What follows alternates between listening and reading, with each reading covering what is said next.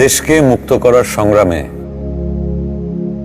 বঙ্গবন্ধুর একজন বিশ্বস্ত সহযোদ্ধা ছিলেন তাজউদ্দিন আহমেদ।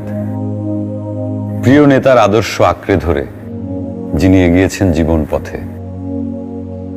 1966 সালে বঙ্গবন্ধু তাজউদ্দিন আহমেদকে ব্যক্তিগত কুশলাদি জানার জন্য একটি চিঠি লেখেন।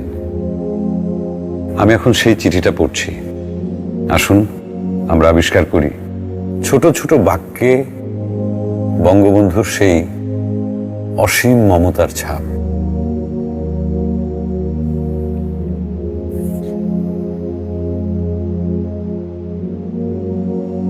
স্নেহের তাজউদ্দিন, আমার স্নেহ ও ভালোবাসা নিও।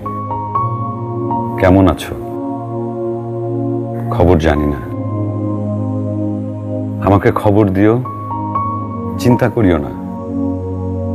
সকলকে সালাম দিও। শরীরটা বেশি ভালো না, তবে কেটে যাচ্ছে।